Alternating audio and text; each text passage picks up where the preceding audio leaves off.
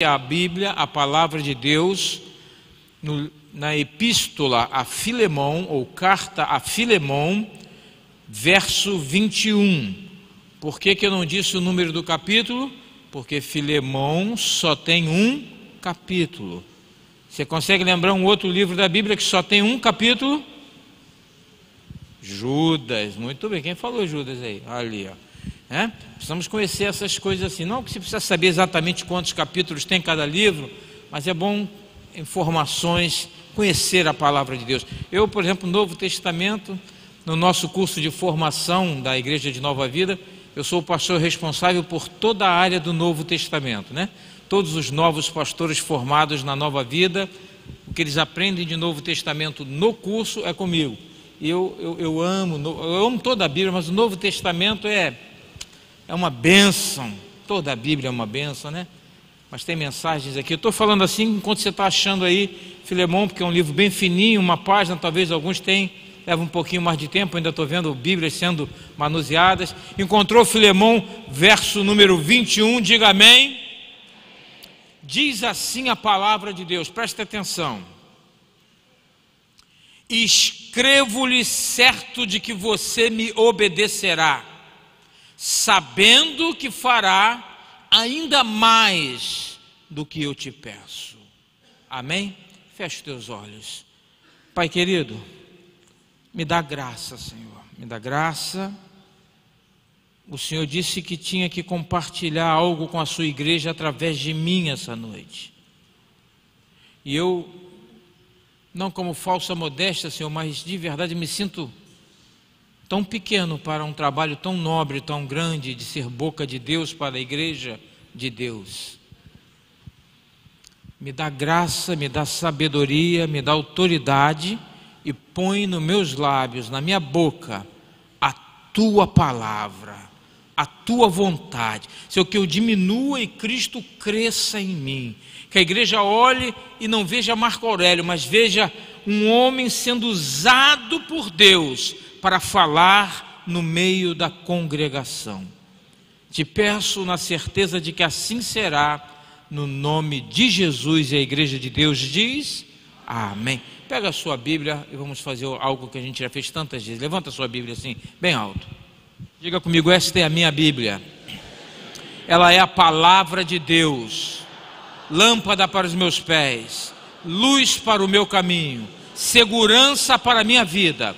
Obrigado, Senhor, pela sua palavra. Amém. Põe ela aí no colo e aplaude ao Senhor pela sua palavra. Palavras de vida eterna, palavra de Deus. Palavra de Deus. Não sei se eu já disse isso aqui, eu sempre quando eu faço esse que eu chamo de um ato profético, eu digo, esta é a minha Bíblia, ela é a palavra de Deus. Porque existe uma diferença entre ser a palavra de Deus e conter a palavra de Deus. Você pode comprar muitos livros de boa qualidade. Por exemplo, nós temos um escritor aqui, o pastor me presenteou com um livro que ele escreveu, não sei quantos sabem, o pastor Marcos Awad tem um livro publicado, podem procurá-lo depois, a comissão depois a gente acerta, e esses livros dele, do bispo Tito, e tantos bons livros, poderia falar nomes bem conhecidos, mas não vou fazer um marketing aqui, que não é o momento, não é a hora.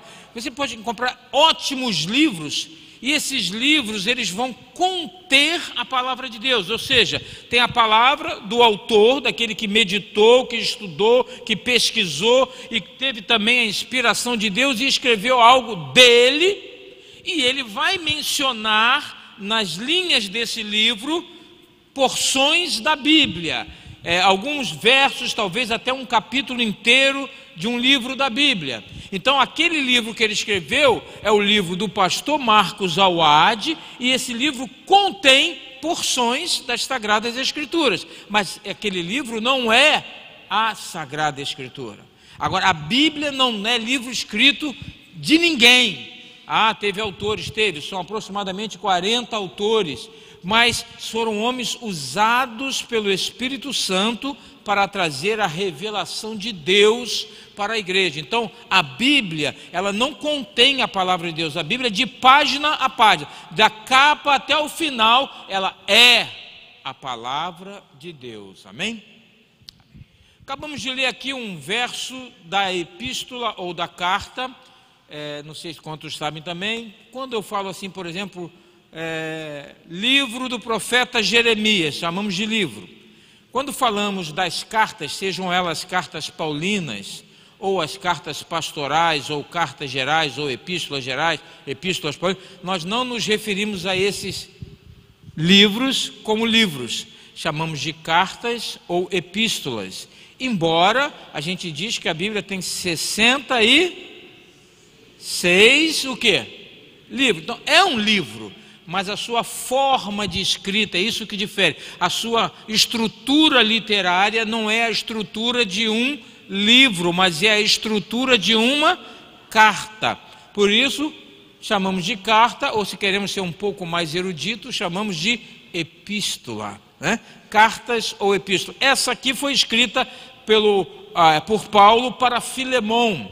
Filemão era um homem rico, um homem que tinha posses, e dentro da cultura da sua época, mesmo já servindo ao Senhor, ele se converteu através do ministério de Paulo, e mesmo já servindo ao Senhor Jesus, ele tinha escravos que lhe serviam, ele tinha pessoas que estavam totalmente, tinham suas vidas colocadas nas mãos deles. Hoje nós vemos isso como um completo absurdo, não podemos entender nem aceitar nenhuma forma de escravidão, embora nos dias atuais ainda exista escravidão. No Brasil acabou com qual princesa? Princesa Isabel, com a sua declaração, onde ela fez o quê? A abolição dos escravos. Sabemos que isso é o culminar de um momento, tem toda uma história, todo um movimento. Hoje o assunto não é de história do Brasil. Nos Estados Unidos, para acabar com a escravidão, foi algo que gerou inclusive uma guerra civil entre o norte e o sul do país. Mas enfim, escravidão não é algo bom, é algo ruim. Uma pessoa ser dono da vida de uma outra pessoa, não faz sentido isso. Mas temos que entender que, embora Filemão já fosse um servo de Deus, não havia um entendimento, não havia, eu poderia até usar, se é que eu posso usar essa expressão, não havia aí um pecado, porque não havia ainda um discernimento de que esse era um relacionamento errado. E esse homem, mesmo servindo a Deus, ele possuía escravos. E um dos escravos, chamado Onésimo, fugiu, foi embora. Cansou de apanhar, ou cansou de... no caso de Filemão, como ele já era um servo do Senhor, quero crer que pelo menos após a sua conversão ele os tratava com decência, com humanidade. Mas, enfim, por alguma razão, o desejo da liberdade, todo mundo quer ser livre, amém? Quem aqui quer ser livre, diga amém. Ninguém quer ser escravo de ninguém, dependente totalmente de ninguém, né? Subjugado por ninguém. Esse homem fugiu.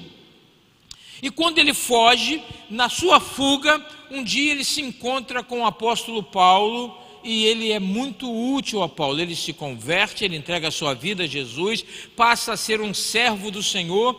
E um dia Paulo, a Bíblia não relata esses detalhes, mas o teor da carta e o que Paulo fez quando enviou essa carta, sabemos que foi isso que aconteceu, e que um dia eles dois conversam e Paulo diz: olha, não é certo, não é correto que você esteja aqui comigo me servindo, porque você pertence a Filemão. De alguma maneira, ou ele nasceu já como propriedade de Filemão, sendo filho de um casal de escravos, de servos de Filemão, ou foi comprado, como era a prática nos mercados escravocratas da época. Você tem que voltar. E esse homem, Onésimo, ele se converteu de verdade, irmãos, de verdade. Porque eu imagino quando Paulo fala para ele: você tem que voltar. Qual era a punição comum e corrente da época? A maioria dos casos terminava em morte, mas antes da morte eles eram surrados, apanhavam, ficavam presos em algumas algemas e batiam, e geralmente faziam isso na frente dos demais escravos para servir de exemplo, para que outros não quisessem fugir. Quando Paulo diz para Filemão: você vai voltar, Filemão deve ter dito assim: mas ele vai me matar. ele vai acabar comigo. Se ele pessoalmente não fizer, um dos feitores, aqueles que controlam o trabalho dos escravos, vai me maltratar. A partir de agora, minha vida, se já era ruim, será ainda muito pior.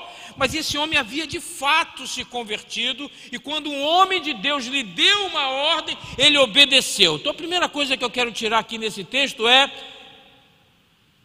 a igreja, me desculpe, eu não estou individualizando, não é para você ou para mim, mas a igreja como um todo, parece que perdemos um pouco esse senso de obedecer à autoridade, obedecer ao homem de Deus.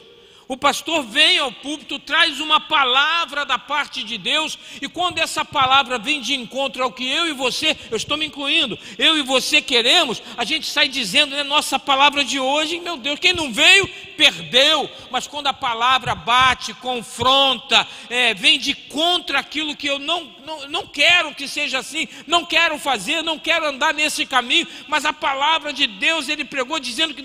Aí a gente diz, não, acho que o pastor Marcos não está muito inspirado hoje não, é esse Marcos ali, eu estou sempre, aquele ali, está muito inspirado hoje não, acho que o que ele pregou é carne pura, mas não estava no espírito. A igreja perdeu um pouco esse senso de obedecer, de seguir, de ouvir o homem de Deus, mesmo que isso implique em sacrifício, irmãos. A igreja, irmãos, não é um banco que às 7 horas abriu as portas, entrem, venham buscar o que vocês precisam, vamos negociar. Você trouxe o dízimo? Se você trouxe, eu vou abençoar a sua vida, eu vou dar uma palavra da sua vida. Eu fico reparando alguns vídeos, às vezes na internet, eu não vejo mais um vídeo, desculpa, eu não tenho visto mesmo, já faz tempo, um vídeo em que o profeta está repreendendo a igreja. Os vídeos são sempre a palavra que vai ser liberada, é a bênção que vai ser liberada, é a casa, é o carro, é isso e aquilo, é sempre aquilo que a igreja quer. Irmãos, isso não é igreja. A igreja que somos nós, quando nos reunimos no templo, na casa de Deus, como Jesus chamou, casa de oração para todos os povos, quando nos reunimos aqui, nós temos que vir com o coração aberto para ouvir o que Deus vai falar pela ação do Espírito Santo através do mensageiro, seja ele ou seja ela, quem foi que Deus naquele dia determinou ao seu bel prazer. Ele é o dono da igreja, ele não tem que pedir se sou eu que vou pregar ou se é ele, não, Deus determina. No caso aqui, o líder dessa igreja é o Bispo Miguel. Deus põe no coração do Bispo Miguel, nesse domingo é você que vai pregar, no outro é você de novo, mas naquele dia é o fulano. É Deus quem põe uma pessoa aqui, irmão. Você acredita que Deus me colocou aqui hoje? Diga amém. Então diz para quem está do seu lado assim, olha, ele está falando em nome de Deus. Isso traz um peso tremendo, amados, para mim e para você. Para mim, porque tenho que estar aqui ligado com Deus. Para você, porque se você não obedecer, você acabou de dizer para o outro que eu estou falando em nome de Deus. E dura coisa é, diz a Bíblia, recalcitar contra Deus. Amém? Esse homem volta. Quando ele volta, Paulo escreve essa carta. Por isso é uma carta, é uma epístola. E manda para Filemão. E Paulo diz várias coisas, eu só quis pegar um verso, mas Paulo diz uma opção de coisas. Eu estou mandando agora Onésimo de volta. Ele diz, mas ele agora já não é simplesmente o teu servo, mas ele é teu concidadão do céu com você, teu irmão na fé, ele agora é filho de Deus como você e tal. E ele diz, olha, eu sei que talvez ele te causou algum prejuízo, se alguma coisa ele, Onésimo, te deve pelo prejuízo. Qual o prejuízo que ele deu? Não trabalhou todos aqueles dias, se foram poucos ou muitos, então por não trabalhar, ele gera o que para o seu patrão? Um prejuízo. Isso, Paulo diz, se ele te gerou algum prejuízo, se ele te deve alguma coisa, põe na minha conta, a minha de Paulo, e que eu mesmo te pagarei. E aí ele vai lembrar, ainda que tu me deves a tua própria vida, porque sem Deus, sem Cristo, antes de Paulo lhe anunciar o Evangelho, ele podia ser um homem rico, próspero, dono de propriedades, escravos, podia ser quem fosse, mas estava caminhando numa vida sem Deus, e ele ia para a morte eterna. e Paulo pregou a palavra da vida eterna para ele. Ele recebeu, e com esse receber a Cristo, ele recebe junto a promessa da vida eterna. Então Paulo diz: você me deve até a sua própria vida, mas eu vou te pagar. Ele fala uma série de coisas. Ele trata até o verso 20 sobre essa, entre aspas, devolução do escravo que havia fugido. Trata do assunto, pede que o receba agora não mais como servo, mas como a um irmão. E aí chega nesse verso 21, irmãos, para mim, ainda tem um pouco de versos depois, mas para mim é como que esse verso 21 traduz de fato o que Deus esperava de Filemão e que Deus espera de mim e de você hoje. Ele diz: eu te escrevo essas coisas certo de que você me obedecerá, ou seja, vai recebê-lo como irmão e não como um fujão. Se ele te deve alguma coisa, vai botar na minha conta e não na conta dele, ou seja, não vai cobrar dele, não vai maltratá-lo, não vai dar a ele um castigo e tal. Ele diz: eu estou te escrevendo certo de que você vai me obedecer. Até aí, tudo normal, porque quem tem autoridade dá uma ordem, quem tem juízo, obedece. Mas como eu disse, me parece que esse verso é o momento do auge dessa carta, onde Deus parece que está com a boca diretamente falando para a sua igreja. Eu te escrevo essas coisas certo que vocês vão me obedecer. Eu mandei para vocês aqui 66 livros com toda a instrução que o homem de Deus precisa, que a mulher de Deus precisa para ser varão ou varoa perfeita, para poder um dia habitar no céu, morar no céu, entrar na cidade santa, na Jerusalém celestial. Aqui tem todas as informações. Obedeçam. E Deus espera que eu e você obedeçamos a sua palavra. Mas aí tem uma vírgula no texto, olha só: escrevo-lhe essas coisas certo de que você me obedecerá, vírgula. Olha o coração de Deus se abrindo, sabendo que você fará ainda mais do que estou te pedindo. Amados, aqui fala de uma expectativa de Deus. Eu tenho até uma mensagem com esse título: a expectativa de Deus. Aqui fala da expectativa de Deus em relação à sua igreja. Querido, vir à igreja nos cultos, você não está fazendo nada além daquilo que é a sua obrigação com Deus. Quando você chega lá no seu trabalho, seu emprego, seu horário de entrada, não sei, vou dizer, 8 da manhã. Você chegar 8 da manhã, você é merecedor de receber um muito obrigado do seu patrão? É sua obrigação.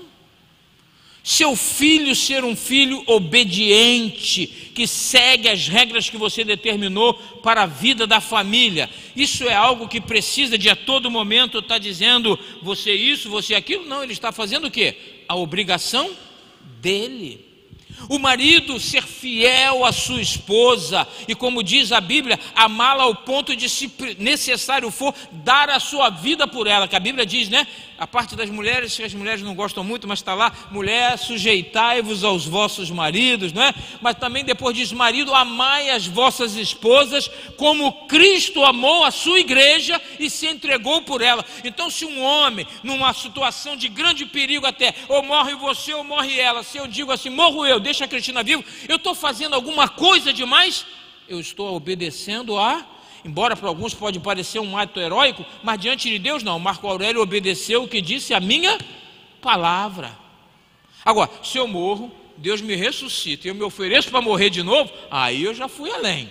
Mas porque obedecer, eu obedeci, não é isso? Então, querido, fazer estas coisas não é assim algo que Deus está esperando de mim e de você, não. Isso ele já conta, que eles vão obedecer a Bíblia. Eu já acredito que se ele é crente, se ela é crente, ela obedece. Olha só, responde aí: quem aqui respeita e obedece a Bíblia, diz amém. Acho que a pergunta foi um pouco assim inesperada, mas deixa eu te dizer uma coisa: a resposta é muito séria, por isso eu vou perguntar de novo. Quantos aqui obedecem a palavra de Deus? Digam amém. Amém. Isso não é nada demais. Isso é obrigação. Para entrar no céu, tem que obedecer a palavra de Deus. Ah, mas eu não consigo me livrar do vício da mentira. Desculpa, a Bíblia diz: ficarão de fora os mentirosos. Aí eu não consigo deixar o homossexualismo. Deus sabe que eu queria, já fizeram até a igreja própria para isso. Se quiser me botar na cadeia, pode botar, está filmado. Não quero nem saber, desculpa, mas a Bíblia diz que é pecado. Ficarão de fora os efeminados. Está escrito, como é que eu vou mudar? Ah, pastor, mas isso é assim mesmo. Leia Romanos capítulo 1. Porque se corromperam entre si, praticando em seus corpos imundícia, homem com homem, contrário à natureza humana. E diz a Bíblia: por isso o Senhor os entregou à sua própria imundícia, para desonrarem os seus corpos entre si mesmos. E diz: e até as mulheres mudaram a sua forma natural do coito, ou seja, se inflamaram também mulheres com mulheres, ou seja, o homossexualismo é condenado. Então eu não consigo deixar o homossexualismo, não vai entrar no céu. Ah, mas eu sou pastor de uma igreja gay. Lamento, você e sua igreja vão ficar lá no inferno fazendo culto para o diabo. Pastor, isso é muito pesado. Eu não tem meio termo nisso, amado. Pastor, o senhor é homofóbico? Não. Aqui na igreja pode ter alguém que é gay? Pode, é bem-vindo, pode entrar por essas portas, será bem-vindo, recebido, vai ser respeitado, educado, bem tratado, não será de maneira nenhuma discriminado, vai ser tratado como todos os demais irmãos. Nós aceitamos o homossexual, mas nós condenamos, porque a palavra de Deus condena o homossexualismo. Você ter um sentimento, ok, isso aí pode acontecer. Tem um ditado no mundo que diz que coração é terra que ninguém manda. Você pode ter uma inclinação, você gosta disso, daquilo. Agora, você ceder a isso ou aquilo já é uma decisão própria sua, da própria pessoa. Bom, por que eu fui aí? Eu fui nesse assunto apenas para dizer que obedecer a palavra de Deus, isso não é fazer nada demais, não. Se Filemão recebesse Onésimo e desse a ele apenas o lugar lá para ele ficar de novo, lá e comer e beber, ele não estava fazendo mais do que a obrigação. Mas Paulo, aqui eu digo, Paulo aqui é a figura de Deus falando. Paulo diz: mas eu estou esperando que não só você faça aquilo que é o esperado, o comum, o ordenado, mas eu espero que você faça mais do que aquilo que eu estou pedindo. Deus quer ser surpreendido pela igreja, porque Deus tem expectativas tão altas, expectativas tão nobres, que só a igreja pode satisfazer essas expectativas. Porém, amados, desculpe agora também o que eu vou dizer, a igreja no passar dos anos, ela foi caindo no que eu chamo de área comum da humanidade. Às vezes olhamos para alguns grupos, não vou nem falar em grupos para não ter que citar nomes, mas olhamos para algumas pessoas que se dizem crentes, olhamos para a vida dessa pessoa e não parece crente. Aliás, tem crente que faz coisas que alguém que não é crente diz: caramba, nem eu faço esse tipo de coisa, nem eu ajo dessa maneira, nem eu trato a minha esposa como eu escuto aquele camarada tratar a esposa dele. Eu já comentei aqui que teve um pastor que certa vez pediu para ser pastor auxiliar na igreja que eu era o pastor regente. Deixa eu ficar aqui como teu auxiliar e tal. E uma das irmãs da igreja, quando viu ele lá na igreja, depois veio conversar comigo e disse assim: pastor, esse pastor vai ser pastor aqui da nossa igreja? Eu disse: não, minha querida, isso é algo que ainda vai ser pensado, vai ser conversado. Ele pediu para vir para cá como pastor auxiliar, ainda não tomei nenhuma decisão. Pastor, não faz isso não, eu sou a vizinha desse homem. Olha, aí tu já viu o que vem, né? Eu escuto como ele aos gritos xinga a esposa e os 2 filhos que ele tem. São palavrões horríveis. Ele trata elas assim. Ele não trabalha, ele não faz nada para ninguém, e ela faz festa, salgado de festa, para sustentar o homem que fica em casa o dia todo sem fazer nada, e ainda trata ela dessa maneira. Então, como é que esse homem vai ser pastor aqui? Eu falei: fica tranquilo, minha querida. E aí fui deixando, e ele me cobrando, e me apertando, e eu fui deixando, e aí ele sentiu que não tinha espaço e deu linha na pipa e foi embora. Você vê, isso era crente? Esse pastor, esquece. Crente, não, sem pensar, não tem a menor chance de ser. Então, meu querido, Deus está esperando que a igreja volte a ser o que ela era, porque a igreja também veio para esse lugar comum. Aqui que tem, não tem problema não. E o que é isso? Isso não tem nada demais. Já viu, o crente usa muito, isso não tem nada demais não. Eu vou ali, mas todo mundo vai. Eu faço isso, mas todo mundo faz. Eu falo assim, mas todo mundo fala. Não tem por que tem, qual o problema? Está ficando fanático. Quando alguém quer que a palavra de Deus seja seguida, ele é rotulado de fanático, ele é rotulado de quadrado.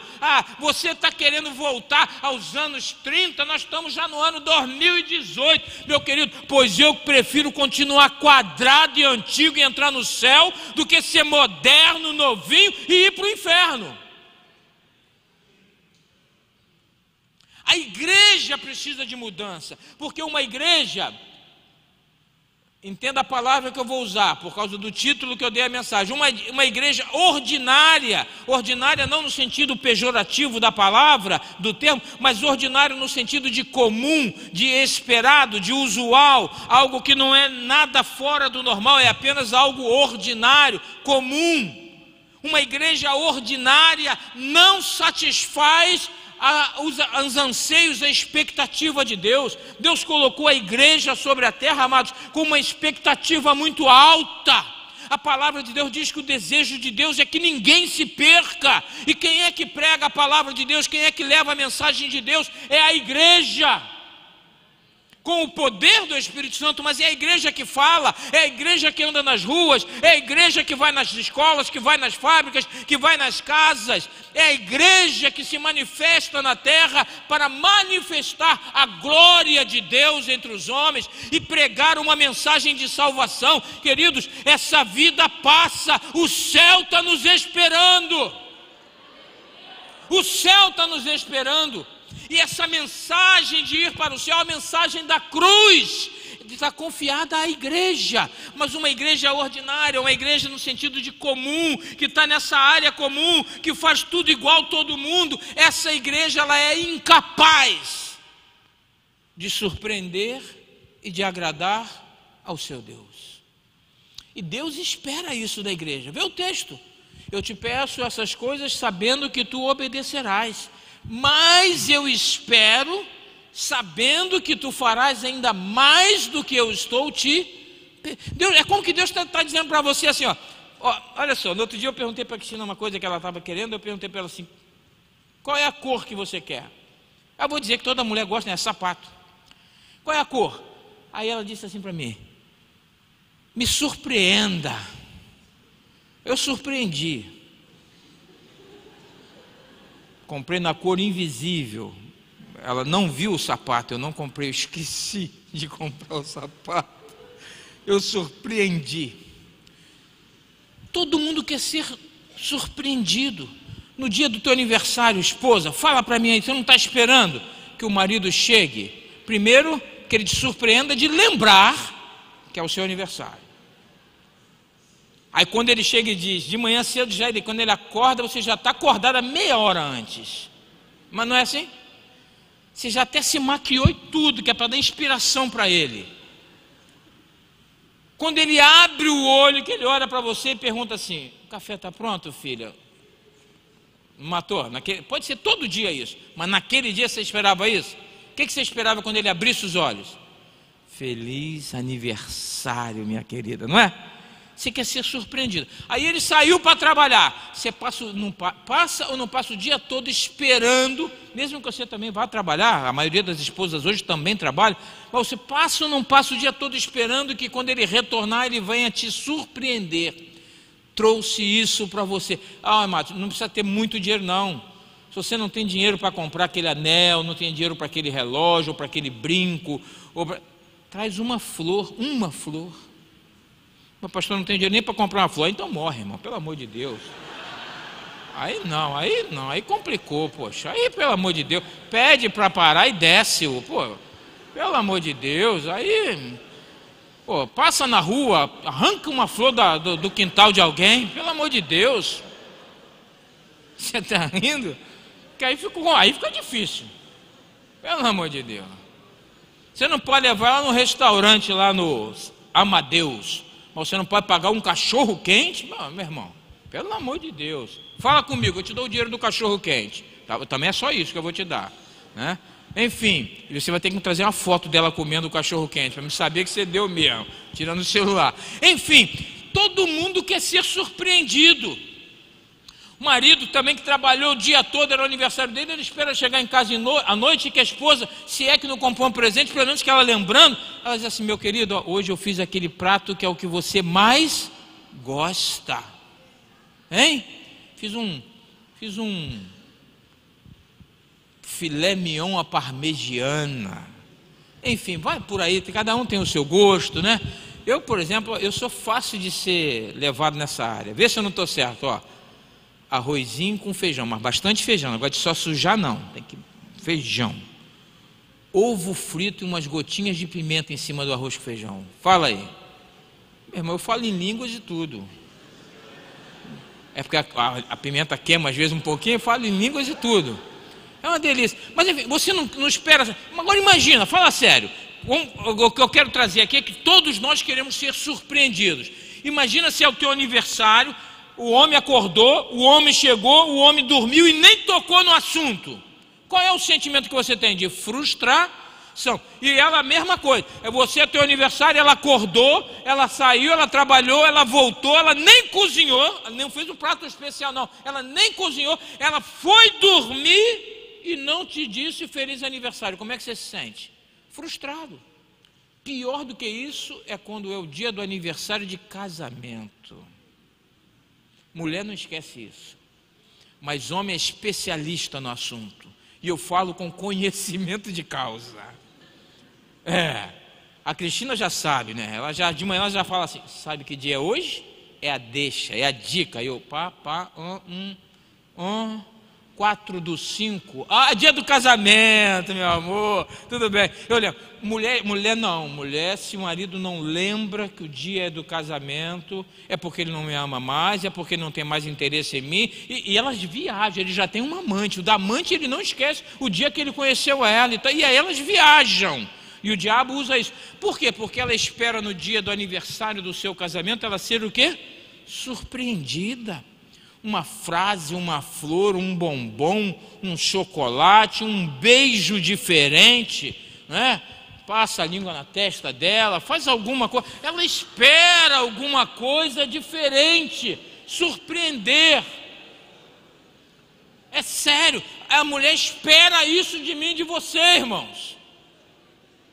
Você está achando que isso é besteira, irmão? Tem muito casamento acabando porque não tem mais isso, Muito casamento acabando porque não tem mais isso. Tu acha que a Cristina me aguenta do jeito que eu sou há 32 anos, vai fazer 33, sem que eu passe a língua na testa dela? Haja língua, não é? Irmãos, é sério isso. Por quê? Porque as pessoas querem ser surpreendidas com algo bom. Algo bom, e Deus espera ser surpreendido pela sua igreja com algo bom. Não, eu dou meu dízimo, é obrigação, irmão. Eu dou oferta, a Bíblia diz que quem não traz dízimo e oferta é amaldiçoado. Então você, quando traz o dízimo e oferta, na verdade você está fazendo um bem para quem? Para você mesmo. Pastor, isso aí eu não sei que é bem assim não. Lamento, meu irmão, se você não acreditar numa página da Bíblia, para de acreditar nela toda. Porque se tem um erro numa página, pode ter um erro na outra, pode ter um erro na outra, pode não ter um erro na outra. E a Bíblia, não sei o que estou dizendo, não, é duro. Às vezes, como nós somos pastores e dizemos isso, as pessoas acham que é por interesse, é porque ele precisa do dinheiro para a igreja. Meu irmão, eu vou te ser muito honesto, eu vivo sim, eu sou um pastor de tempo integral, eu vivo do que a igreja provê para mim. Mas se a igreja não provê, eu tenho 2 braços, 2 pernas igual a você, e sou inteligente igual a você, e vou ganhar dinheiro como você ganha. Eu vou deixar de trabalhar numa coisa e vou trabalhar em outra coisa. Pronto. Não é por isso que a gente fala porque está escrito. Ser dizimista é obrigação, ser ofertante é obrigação, vir aos cultos, estar na casa do Senhor é obrigação. Onde está isso na Bíblia? Está escrito: não deixeis de congregar como é o costume de alguns. Não pode deixar de congregar. Não pode deixar de estar na casa de Deus, não pode deixar de fazer a sua parte da obra. O que Deus separou para você fazer nessa igreja, outro não fará, é para você e Deus está esperando que você faça. Isso, irmãos, é obrigação nossa com Deus.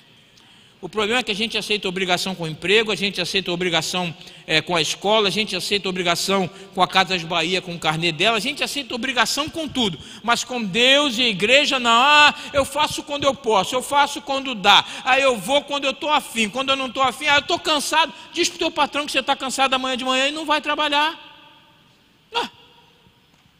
Eu estou cansado, eu também estou, irmão. O outro que está aqui também está. Eu fico imaginando, ele tem um dia assim, foi motorista de ônibus. Um camarada que passa o dia inteiro como motorista de ônibus no Rio de Janeiro, vir para um culto à noite, tem alguém mais cansado que ele? Dirige na Avenida Brasil todo dia. Você me diz como é que foi o seu dia. Tem ali o Rodolfo, que é motorista de ônibus, como é que é? Só a graça. Então, irmão, essas coisas, eu vir ao culto não surpreende a Deus. Eu dar o dízimo não surpreende a Deus. Sim, Deus está vendo e está se agradando, mas surpreendê-lo não é surpresa. O que surpreende a Deus? É uma igreja que vai além disso. Deus está esperando por uma igreja que vai além daquilo que é ordinário. Deus está esperando por uma igreja que seja extraordinária. E não é só Deus não, o mundo está também esperando por uma igreja extraordinária. Por que muita gente não quer vir para a igreja? Porque diz, eu não quero ser crente como o meu vizinho é. Eu não quero ir para aquela igreja que eu não vejo nada de bom lá. Igreja que,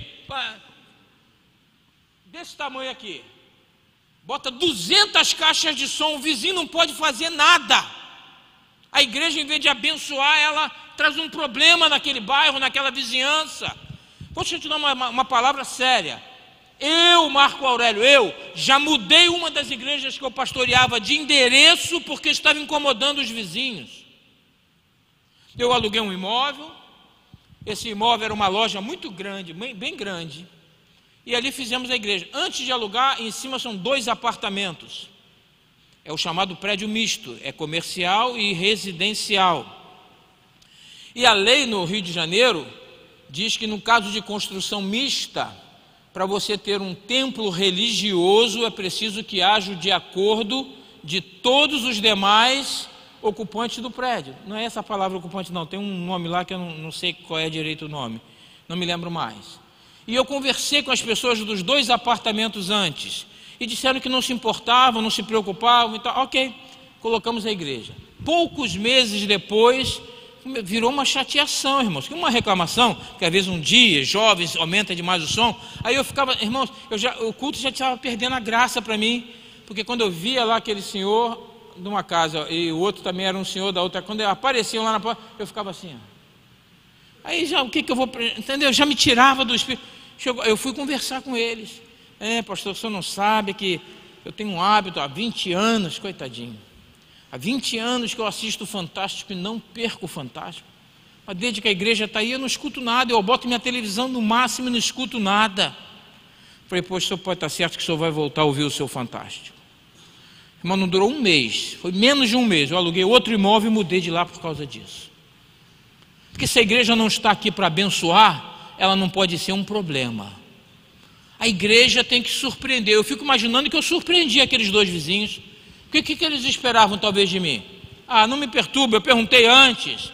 Por favor, me deixe em paz, ou pelo menos que eu empurrasse com a barriga o assunto. Eu mudei a igreja de endereço, porque aqueles vizinhos devem falar entre si, não, aquele pastor, ele veio e perguntou antes. Quando a gente reclamou que não conseguia ver a televisão, ele mudou a igreja de local. Aquele homem é um homem de Deus, é um homem que tem palavra, um homem que a gente pode confiar. Essa é a igreja que o mundo está atrás dela, irmãos.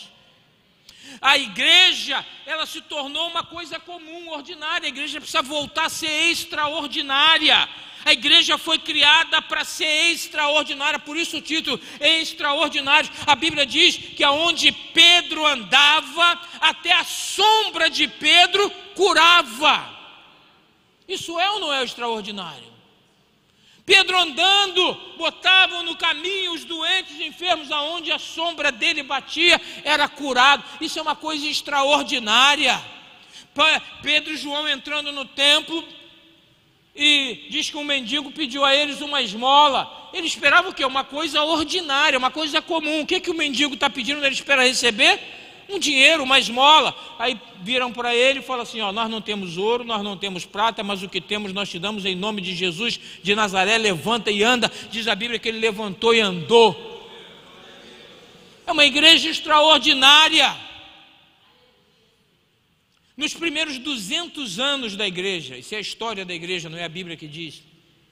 Os primeiros 200 anos da igreja, a igreja atingiu todo o mundo conhecido da sua época com a pregação do Evangelho. Não havia microfone, não havia carro, não havia avião, não havia helicóptero, não havia caminhão, não havia nenhuma rádio, nem televisão, nenhuma maneira de propagar, não tinha ainda uma imprensa escrita em larga escala para mandar jornais, livros, revistas, folheto para distribuir no ônibus, no trem. Irmãos, a igreja em 200 anos em cima do lombo de um cavalo ou numa carruagem foi a todas as cidades do mundo conhecido da época e pregou e anunciou: Jesus Cristo é o Senhor da glória. Hoje eu e você não estamos dando conta de anunciar isso no bairro de Itatiaia.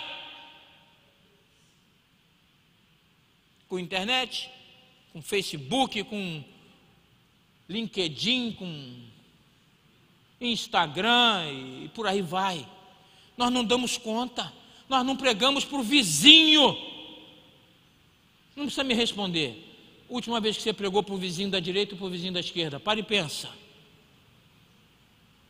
Deus está buscando uma igreja extraordinária.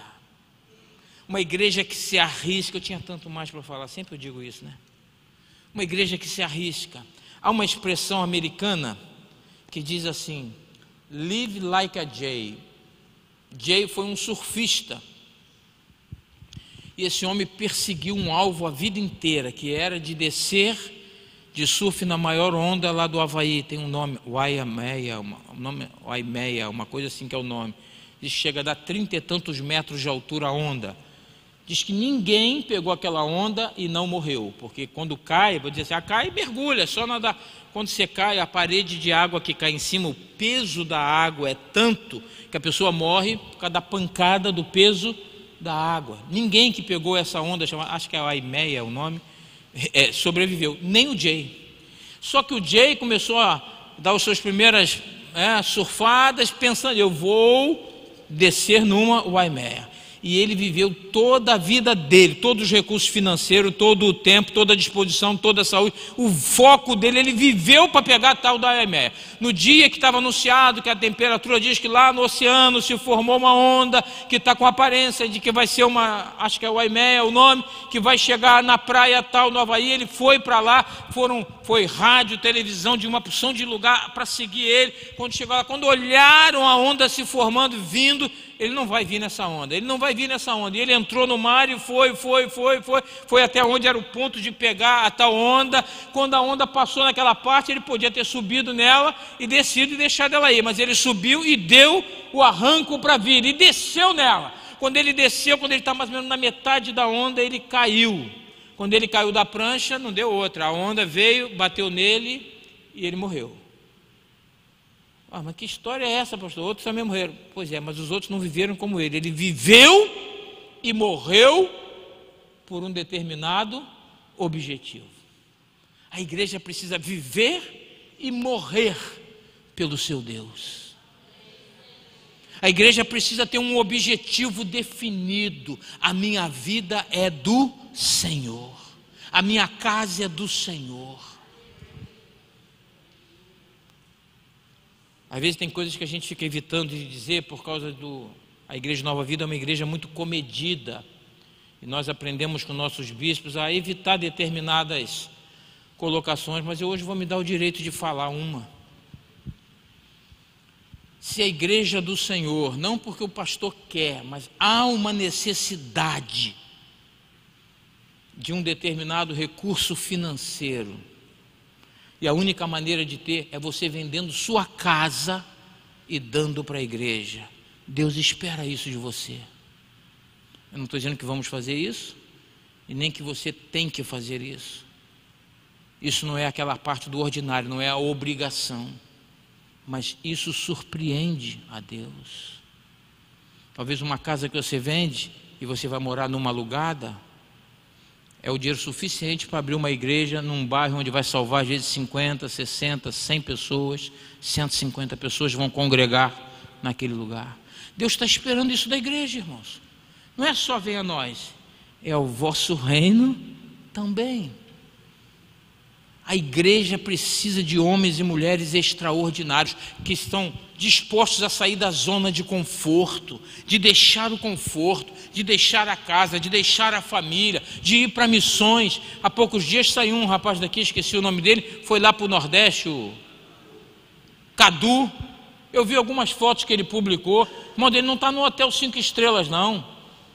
Ele está num lugar que, pelo menos que eu vi nas fotos, é tudo chão de terra. Está lá cuidando de vidas, de crianças. A igreja está precisando de homens e mulheres assim. Eu sei que você tem sua casa, tem seu filho, tem que cuidar. Mas se você tem tempo, por que você não está aqui quarta-feira à tarde? Por que você não está no evangelismo em massa? Por que você não está na madrugada com carinho? Por que você não está nisso, naquilo? Eu fico, às vezes, falo aqui da Nair, do Paulo Viola e de outros tantos que aqui trabalham. Prefiro não ficar dizendo que não parece que é só eles, tem outros também. Mas qual é o tempo que você está dando para Deus? Como é que você está surpreendendo a Deus? O que com as suas finanças você surpreende a Deus? O que com o seu tempo você surpreende a Deus? O que com a sua família você surpreende a Deus? Pai, mãe, qual foi a última vez que você fez um culto domiciliar? Um culto na sua casa? Quando foi, pai, que você leu a Bíblia para os seus filhos? Deus está esperando ver isso. Aí depois fica reclamando, meu filho está perdido. Você deixou ele se perder dentro de casa. Você não ensinou. Ah, pastor, na igreja, a igreja não é o pastor, os irmãos do GV não são o pai e mãe do seu filho. Nós ajudamos, mas é você que é o sacerdote do seu lar, homem e mulher. Surpreenda a Deus, meu querido, surpreenda a Deus, minha querida. E Deus tem maravilhas para fazer na minha e na sua vida. Tudo que você precisa, Deus tem para te dar. Mas você precisa surpreender a Deus. Eu preciso terminar te lembrando a palavra que nós lemos. Te ordeno essas coisas, certo da tua obediência, mas espero que tu faças ainda mais do que eu estou lhe pedindo. Deus está pedindo a essa igreja, torne-se uma igreja extraordinária. Surpreenda a Deus. Surpreenda a Deus com a sua vida, com o seu proceder, com a sua boca, com o seu coração, com as suas finanças, com os seus talentos, com os seus dons. Surpreenda a Deus, amém? Vamos ficar de pé, vamos orar? Quantos aqui querem que a nossa igreja seja uma igreja extraordinária? Digam amém. Diz para o seu irmão do lado assim: Deus espera que você seja extraordinário. Deus espera que você seja extraordinário. Agora diga para você mesmo: Deus espera que eu seja extraordinário. Porque também falar para os outros é fácil, tem que falar para si próprio. Está disposto a largar sua casa, sua família para missões, aonde quer que seja, deixar os amigos, deixar o conforto? Vamos falar com Deus? O título da mensagem foi Extraordinários. Deus espera ser surpreendido por uma igreja extraordinária. O mundo espera por uma igreja extraordinária, onde milagres acontecem, mas além dos milagres, que ali tenha homens e mulheres de palavra, homens e mulheres sérios, maridos fiéis, esposas submissas, filhos educados, patrões que não exploram, empregados que não sonegam, não enganam seus patrões. Deus espera uma igreja extraordinária na pregação da palavra. Deus espera uma igreja extraordinária no ensino da sã doutrina. Mas as coisas que eu preciso: buscai ao reino de Deus e a sua justiça em primeiro lugar, e todas as demais coisas vos serão acrescentadas. Pai querido, nós queremos ser extraordinários para o Senhor. Nós queremos ir além daquilo que é nossa obrigação. Nós queremos deixar pai, mãe, filho, filha, deixar tudo em segundo lugar e colocar o Senhor no lugar que é teu, em primeiro lugar em nossa vida, Senhor. Isso falo de cada um de nós individualmente, e como igreja do Senhor, como congregação, que esse bairro veja o amor de Deus na nossa vida, veja equilíbrio na pregação, veja moderação no uso dos recursos financeiros, veja alegria no servir o bairro, a comunidade, veja em nós homens e mulheres que não têm do que se envergonhar, que andam de cabeça erguida, homens que compram e pagam, homens e mulheres que vendem sem enganar, que não fazem negócios debaixo dos panos, mas que têm a vida limpa, vida no altar de Deus. Senhor, não é a tua palavra que diz, mas concordamos que o pouco com Deus é muito, e o muito sem Deus pode tornar-se nada. Queremos ser essa igreja extraordinária, igreja de homens e mulheres cultos, que estudam, que crescem, homens e mulheres que prosperam, que se tornam ricos realmente, mas que não abrem mão de valores, que não abrem mão da doutrina sadia, santa da palavra de Deus. Queremos ser uma igreja conhecida pelo amor, pelo carinho, que cuida da sua comunidade.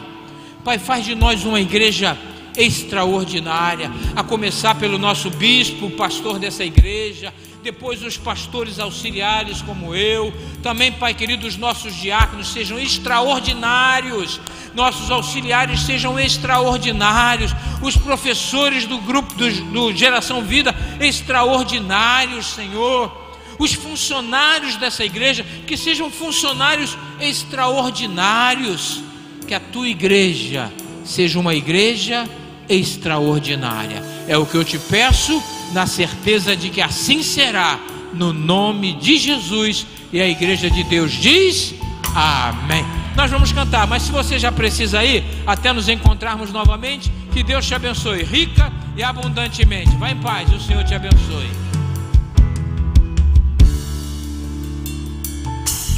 Quero me apresentar a ti, ó